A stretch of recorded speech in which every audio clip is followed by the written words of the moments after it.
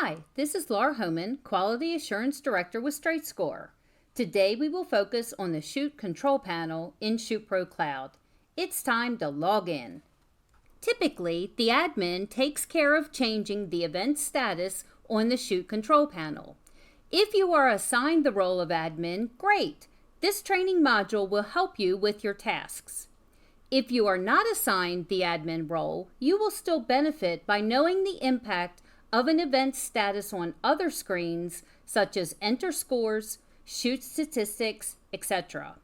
Incidentally, if you are viewing this video to learn how to set up squads and banks, well, that's a separate video. Even though squads, banks, and blocking are all very important parts of the Shoot control panel, we will only focus on the actual event status during our time together today. So let's take a closer look.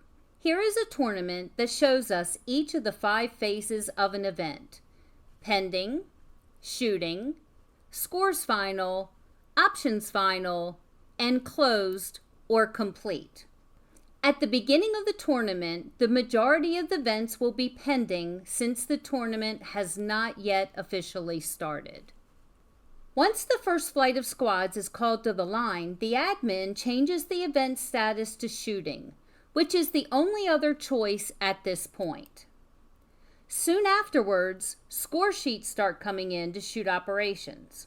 When the first scores are entered in ShootPro Cloud, the event status choice menu expands to include all of the other status options. An event is marked scores final when all scores are in and accounted for. There are no longer any makeups that need to be completed, no squads missing sub-event scores, and no more shooters can squad for that event.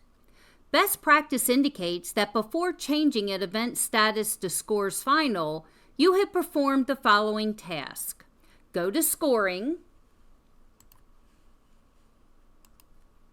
View Scores, and Show Issues Only. This double check of the Show Issues Only may seem obvious and repetitive, but we guarantee it will be well worth the time to rerun it. The next stage is Options Final. This stage means that you have checked your breakage and determined it is within acceptable limits. Shoot Management determines the next steps.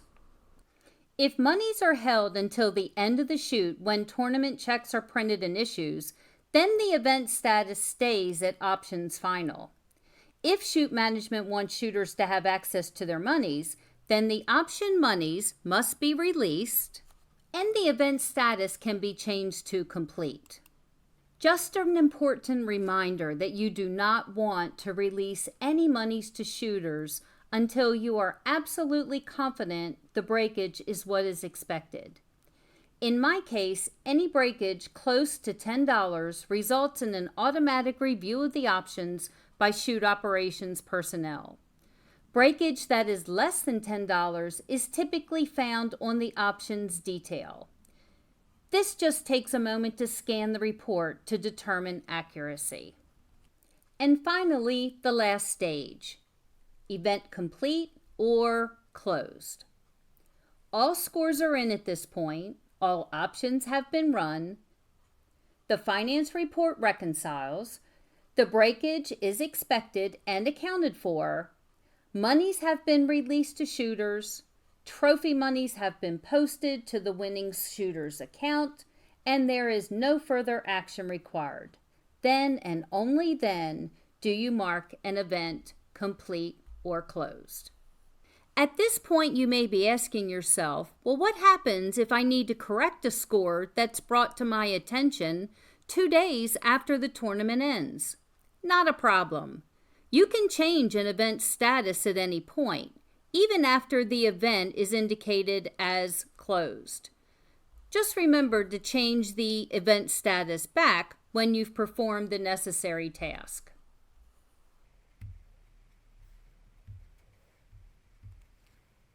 Now that you are familiar with the Shoot control panel, let's do a quick summary that identifies the impact of event status throughout ShootPro Cloud.